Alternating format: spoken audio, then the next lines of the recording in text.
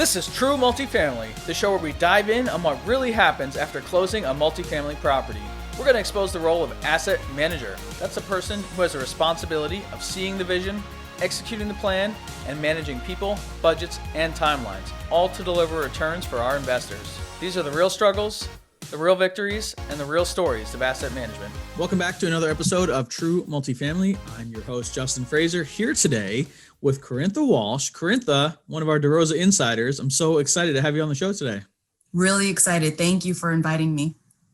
Yes. You've done so much, and I'm so excited for you to share your story with our audience because I feel like there's so many different lessons learned and so many twists and turns in your story that I'm going to learn from it. So I'm excited. And I only know just a little piece of it. So can you start by letting our audience know a little bit more about you and what you're doing?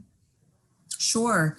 So my now husband and I had decided back in 2006 that we wanted to invest in real estate, and we really didn't have family backgrounds in real estate or even, really purchasing of real estate. And didn't have the mentors, but I think really my husband really had a vision and I was curious about it and just loved building. So I kind of went along with it. The first property that he wanted to buy that we would live in ended up being a quad. He was very anti, single family purchasing, which I thought was crazy, but I was completely game for it. So we moved to Philadelphia. He purchased this quad. We lived there for 10 years and I became the de facto property manager and just learned on the ground. It was just really eye-opening about who I was as a person, who we were as a couple, and I just learned so much. Fast forward to 2015, we decided to start looking again and found a 20-unit property also in Philadelphia and purchased it and decided to transfer property management of both properties to a third-party manager. And we also simultaneously moved away. So we became out-of-state investors, which gave a lot of challenge. And it was just crazy. So, here we are, 2021, we're continuing to look for new investments in the 40 to 100 unit range because we're trying to take advantage of 1031s while they still exist, and hoping to flip the 4 unit and refi the 20 unit into our next investment. So wow. That's a little bit of, high level, our story and kind of what we're focused on. Yeah. And I have lots of questions. Okay, sure. I know we're going to talk about the 20 unit a bit here, but just in the beginning, I think it's so important. You talked about your husband and you sat down and said, we're going to get into real estate.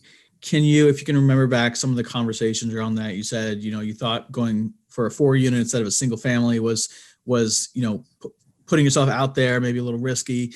Can you just talk about aligning yourself and your goals with your spouse or boyfriend at the time, and just how you think and talk about money and how you think and talk about these big goals that you have when it's really kind of fuzzy and you don't even really know what it's going to take to get there? Yeah, sure. And you know what, that has been an ongoing thing that we continue to work on, how we communicate about money and investment. But I think in those early days, we were really young. And so we were very hopeful. And I think we just were so optimistic that, we could do kind of anything. So I think the conversations were just really positive. We had known each other for a while, even before we started dating. And I think overall thought we were pretty aligned in terms of spending. We were, a little bit frugal, very frugal. And so, we came from New York where you always live in a small space. So for us, it just felt like, hey, we don't have a family, why wouldn't we continue to live in an apartment, And Philly has so many like really cool opportunities where we could live in a larger apartment than we've ever lived in. But then other people could help us pay this mortgage. And that was really exciting. So, he purchased, and we got to a place basically where, we were breaking even. The residents were basically paying all of the expenses. And that was just really amazing. And I think was freeing to us, and so we were just able to just enjoy ourselves. We both had full-time jobs, but no children at the time. And we could travel. And I think, that's what we wanted. So that's kind of what we mapped out. Now, the implementation ended up being still stressful and challenging in terms of deciding how to spend money, figuring out like how to find tenants, how to approve tenants, like what our criteria was, realizing that we live basically with our tenants. Yeah. So there was a lot going on, but yeah, we were pretty hopeful early on. I love it. And I love that you guys just believed and said, we'll figure this out, and you moved to a new city and got more space. So you're both working full time, and Yep. you are also self-managing, right? You said you're acting as the property manager at this point, right? That was back in the early days. Now I'm completely asset management. Right. But then you were, Yes. you were doing the property management as well, but you were living there, and you had, your three neighbors were your tenants. Yep.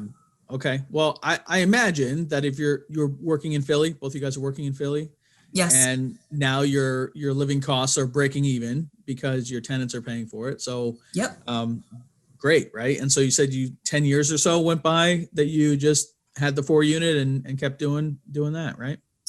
Yeah, I think it was actually eight years. 8, okay. 15, we went ahead and moved, into investing more. Got it. But So tell me then about that transition point where, what changed where you said, okay, this 4-unit is great, but let's look at something bigger. Like what was the thought process there?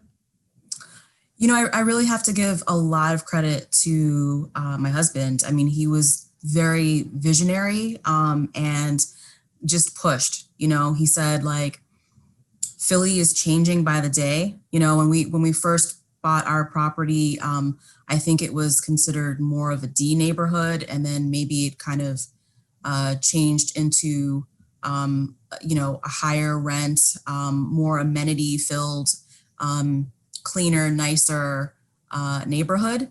And he just really saw the writing on the wall that things were changing, and he wanted us to attempt to get in while we could. Yeah. And so, we had always kind of been just casually looking. But then I just decided, what, let's just put the feelers out there, and found a 20-unit. And this is funny, oddly enough, it was listed as a single family home. What?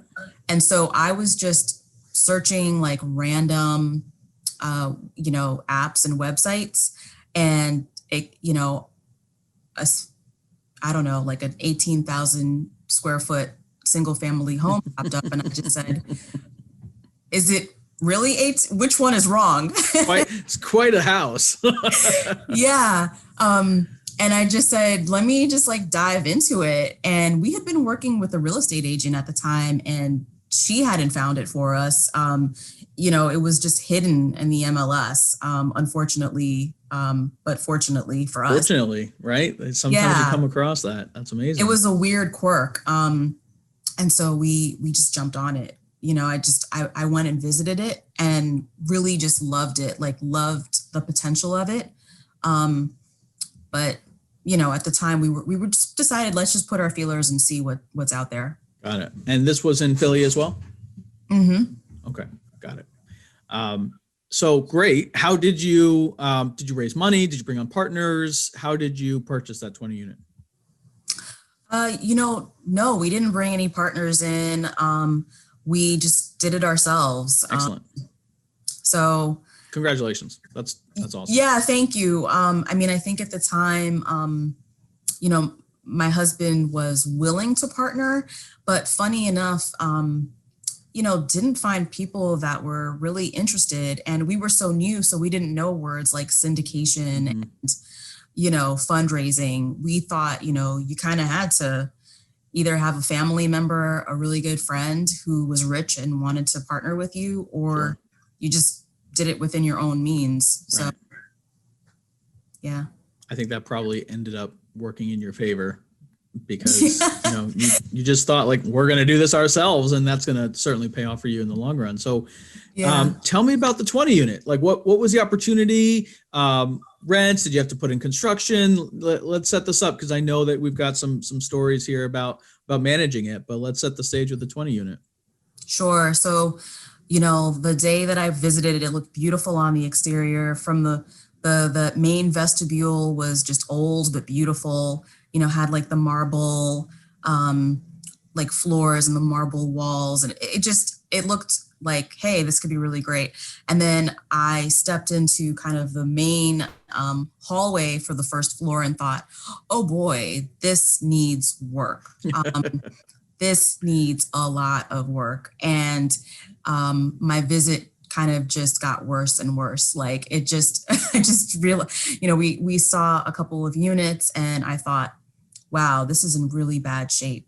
And sadly enough, it was occupied at the time, you know, and so I really felt just so horribly that it was in the condition that it was, and felt like there was a real opportunity to improve it, and even make some very small improvements while people continue to live in the unit, just to bring it up to a certain standard, and then actually turn it over time, and bring in, you know, at least 25 to 50% more in rents. And I think at the time I probably thought like, hey, if the rent is as low as like $500-600, I could probably get this up to like $750, in some cases like $8 or $9.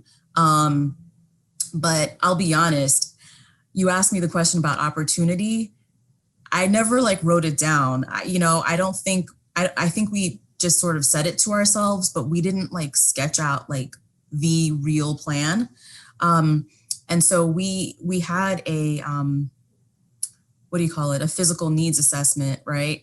And I think it outlined, you know, many of the things that were wrong. But I'll be quite honest, we were still really new and didn't understand really what we were looking at. You know, it was kind of like, hey, evidence of water damage, you know, on a top floor ceiling. And we're like, okay.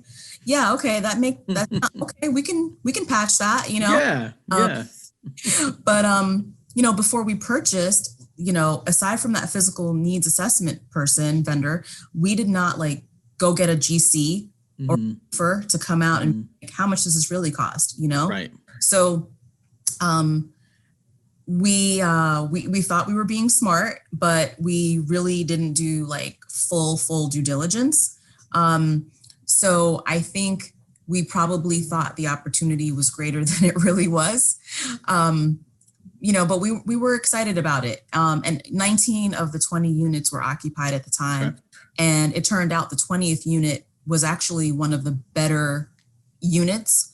And so we thought, oh, this just needs, you know, to be cleaned and some paint, and we can just go ahead and rent this. And that was not at all what happened. Well, you set it up. So tell me what happened. Tell us what happened with that. Yeah. So first of all, we had selected a third-party manager that had come recommended, but really, I think just was not attuned to the property. They were really more so focused on getting the residents to pay the rent by a certain day, but they weren't actually dealing with work orders properly. They weren't communicating well with us. and it felt like we were becoming more and more distanced from our own property, and didn't quite know what was going on. And so, as I said, the property was not in great condition, and one by one, people started to leave. It just in the first few months, people started to leave, and then people stopped paying rent, and then we just couldn't figure it out. We actually ended up removing that property manager and working with another one who we still work with today, and was doing a much better job.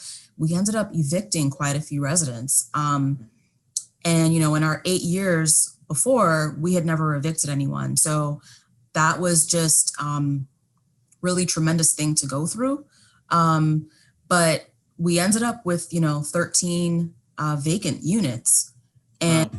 and the property was just really, really in bad shape. So what would you, like looking back, obviously things tend to get clearer. Like when you look back on that time with that property manager, were some red flags or things that you might look out for now that sort of show you that the property's in decline and the manager's not turning it around?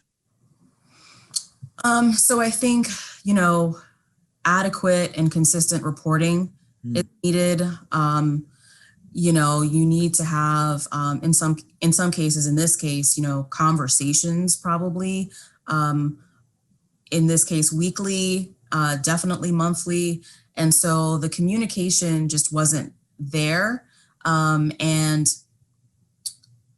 we, were receiving, a check here and there, but I think we weren't fully understanding how the money was spent. So we needed in that reporting, like really thorough accounting of everything. We had, there was one gentleman at the property who was helping out, was kind of seen as kind of like an on-site superintendent or like janitor, really. And so he would call my husband and say, like, I think you've got to get involved with these folks, because I'm hearing that people are complaining and things aren't getting done. And so I think it was, the property manager as well as us, providing, us being so new, not knowing how to ask, and then also just like common sense, not asking questions. Right. Yeah. So then when you made that decision, how did you go about finding a new manager? What did you look for? Who did you ask? Tell us about that process a bit. Sure.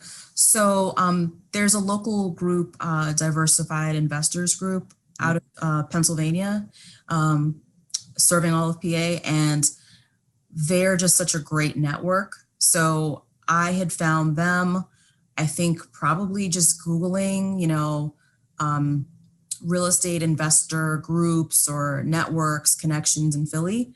And I started, putting feelers out again for a new property manager.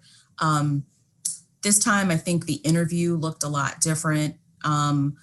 There were a lot more questions. There were definitely a lot more expectations. We met with a couple people who clearly didn't have anything in their portfolio that looked like ours. And so I think we just became a lot clearer that we didn't want someone really learning on our dime, had enough units that we felt like, someone with a bit more experience should be helping us. We looked for what the reports would look like. I think we tried to understand, like, how do we communicate? When do we communicate? What are the expectations? It was also very clear that, like, they were managing quite a few units in our neighborhood.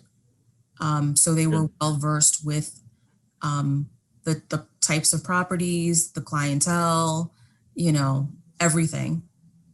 Yeah, no, absolutely. And that's something that we find on any level for any size property, that the best property managers we have managed the same size, similar size property as close to your property as possible. Exactly. If you've got a manager that's only managing quads, but now you want them to take on a 20 unit, that's a different level of management. Yeah. And conversely, there may be management companies out there that manage 200 unit apartment complexes that don't know what to do with a 20 unit either. So you want to Right. find someone that knows that spot. And then also look, geographic physical location, like you said, knowing the neighborhood, because especially in Philly, right? There's so many unique neighborhoods, and every neighborhood has their own personality and set of issues Absolutely. and traffic patterns and whatever. And so if you have a manager that doesn't really understand that, you could be in some trouble. Exactly. Yeah.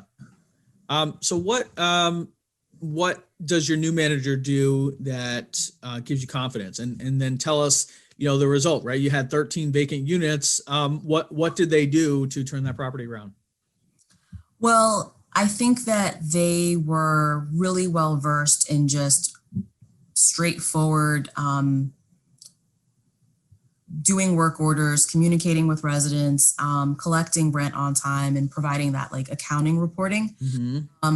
What they were not well versed in, and I don't think that I had really vetted well, was, more than regular turnover, right? So the property needed more than the usual cleanup.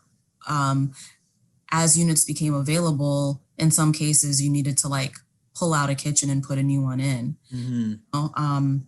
There were some units that really needed an entirely new facelift, kitchen, bath, everything new. So they were not connected with contractors and like the right handy people to show up and do that kind of work. So I think we gave them a couple of tries. But once again, we're now out of state investors and weren't visiting as often.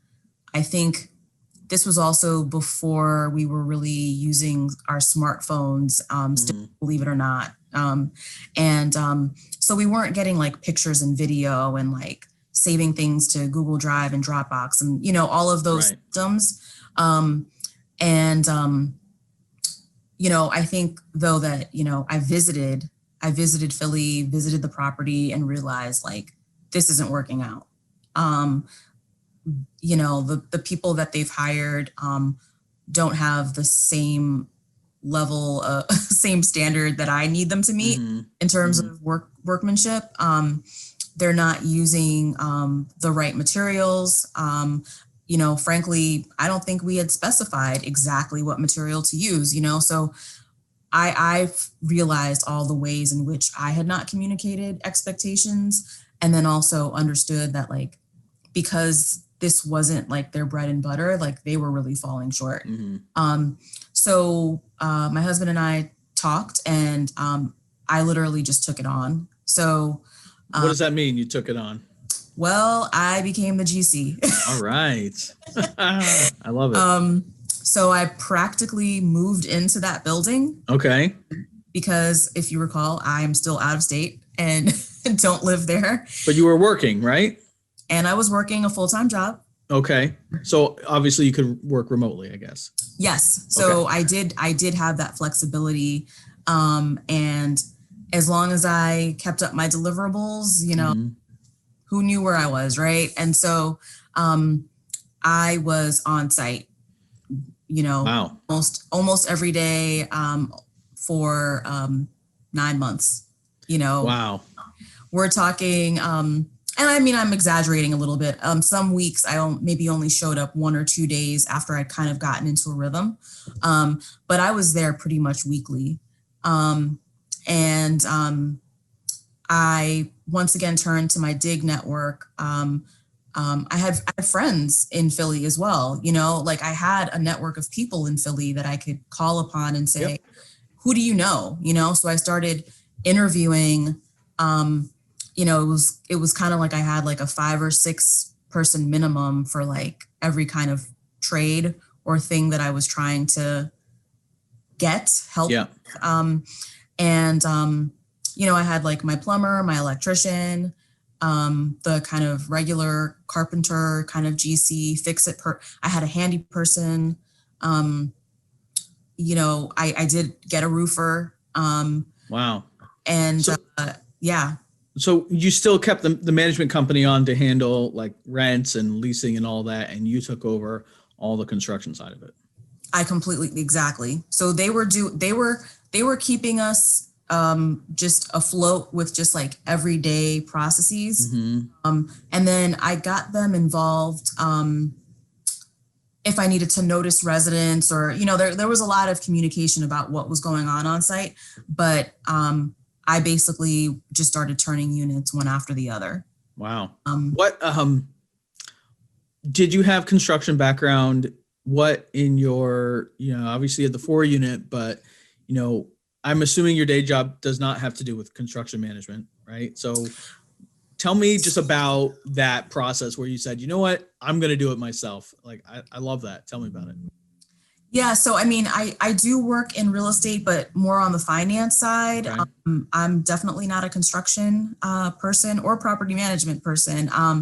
But I just said, you know what, we've got to get smart. You know, we actually, in one of our property manager interviews, a gentleman had told us, we said, hey, do you want to manage this property, while we were still interviewing? And he just said very earnestly to us that we needed to sell the property, that we didn't know what we were doing, and it was time to get out while the getting out was good. Wow.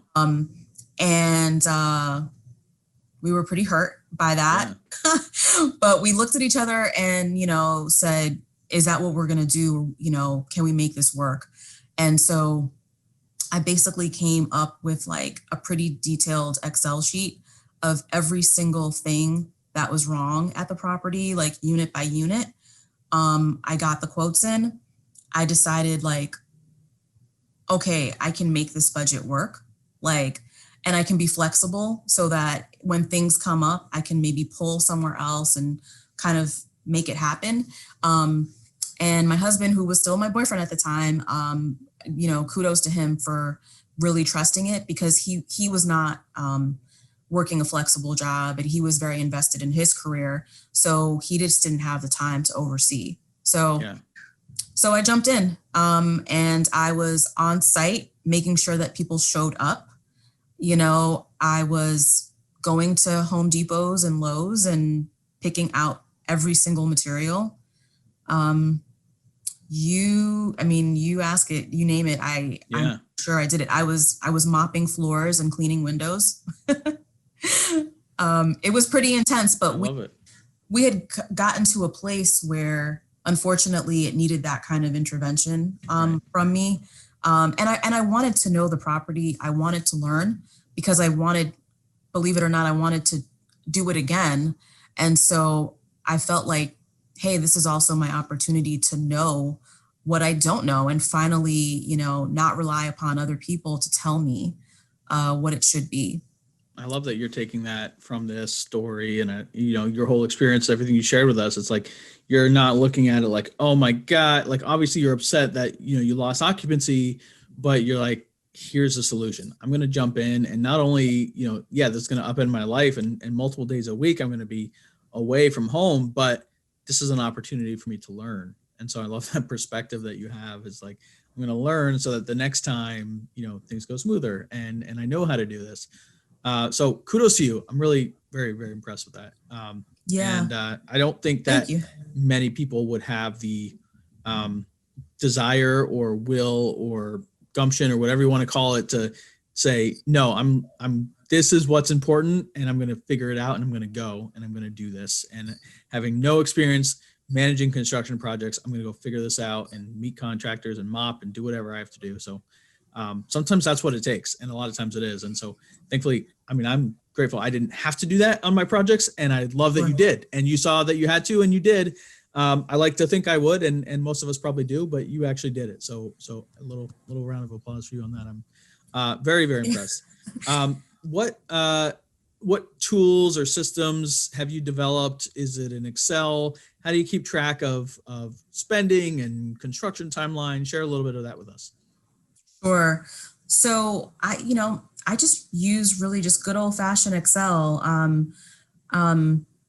And I think one thing I had learned from someone else was spend time with your budget and kind of never call it final, at the worst time of the day for you. So if that's late at night, put it down, wake up in the morning, look at it again, and talk about it.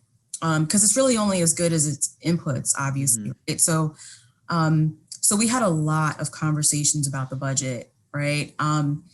And the contractors or vendors that I worked with all provided proposals, written proposals, and I was way more of a stickler about that this time around than I had been with other people at the 4 unit when I lived there. And I had been maybe working with like friends of family and, stuff like that. But this time I was very clear about, the professionalism, the licensed insurance, all of the things, collecting all of the things from folks. Yeah. And really just asking them a question about every single word on the proposal. There were times where I worked on proposals and it went through like 5 or 6 versions, maybe even 10 versions before it was correct. Because I learned very early on with the 20 unit, I think there was one point where I'd not asked a clarifying question and it cost money. And I was like, listen, I only have so much money to work with. I can't do everything and I can't afford, these crazy mistakes. And my goal was that I needed to get this place rented 100% by the end of the year. So, I mean, in terms of systems, I mean, I think it was like my husband and I had like very consistent meetings about it. I think there probably early in the morning was a good time for us to put our heads together and for me to present like, this is what is challenging me. What do you think about it? Where do you think I go from here? Do you think I vetted this enough? He was just like a really good sounding board for me. And then I found other people to talk to outside. So once again, I leaned on that dig network. I found them amazing. And I don't know if you call them a system, but like that was a system for me to have Great tip. constant communication with people who had done it before. And so they have an answer line. They still have an answer line where you can post your questions. And I posted questions constantly and got feedback from the most amazing, generous people that wanted to share. Let me think. No, I think that's great. And I think just for that, I had a very similar experience across the river here in New Jersey, South Jersey Investors Association. I learned so much from them, same idea, and found a lot of my partners. And I work with Matt now. We met through SJ RIA. And so if for anyone listening, there's going to be a local RIA group, and probably most of the people in there are talking about, buying a first rental or wholesaling or that. But if you are building a business, it's such a great resource for contractors, tradesmen, help, lenders, insurance, who knows what, right? So that someone else has done it in that area. So tap into that network. Why not? Yeah. I mean, I had such a high, a steep challenge ahead of me, and I really needed to learn quickly and not sit down with a book. Like I needed to dive in. Yeah. And so I also set up a process where I was communicating with the contractors and all of the vendors very regularly on site. And so that was way better than before for me as the newbie, kind of just talking through stuff with people on the phone and thinking I understand what they mean. But literally, going on site, having them physically touch the thing that is problematic, and then tell me what part they need to fix or change or whatever. And then work through with me like the pros and cons of a replacement versus, a repair. And there were just, I had my Dropbox folder. So I had a lot of information in there from like proposals to materials that I found that were at the right price point, but looked good And I thought, we're giving the right effect, because I mean, we talk about the fact that like, I obviously had a real steep problem ahead of me, and I had to do these renovations, but I also like was creating a home for people and needed to also be mindful of that. Like, it wasn't just, oh, just put, a fridge and a sink. It was like, what does the market want? How much can I get? So I was in constant communication with the property manager too, about like, come take a look at what I'm doing. Am I doing too much? Am I doing too little? I just really came up with a system of constant feedback, Yeah. I love it. I love all of it. Yeah. So you had this big steep challenge. Things are, to finish it out, you're occupied now, you're done with the construction and cash flowing, I guess, right? Yeah. We stabilized. So I did get my units rented. I think I might have had still 2 units that were unrented by the end of that year. But since then, we've pretty much always been 100% rented. And it's just been amazing. I mean, even through COVID, we remained 100% rented, and people continued to pay rent. I mean, I think maybe one person who frankly, I think has always kind of struggled with paying rent on time, continued to kind of struggle, but everyone else stayed consistent. And some people even paid early because I'm sure they had received, stimulus and stuff. And the feedback that we were getting from our property manager was that people were feeling really good about where they lived, and they were feeling like we were being better managers, better owners, and they were happy about where they lived. So it felt really good. That's awesome. Now I focus on, hey, how can I make it better, and what else can we buy? Right. So let's talk about that. What's the next big challenge that you're after? You alluded to some bigger properties in the start of the show. What are you looking for now? Yeah. So first of all, we are still looking in Philly, but we're also looking in Baltimore and Memphis. I'm trying to understand more about Memphis and kind of feeling excited about that area. And so, looking for 40 to 100 units in one building, ideally, or one site, one contiguous site or one contiguous block. And hoping that, we would be able to hire like in-house staff to be able to manage that, and maybe begin to segue into self-management. But, we do want to purchase value add properties.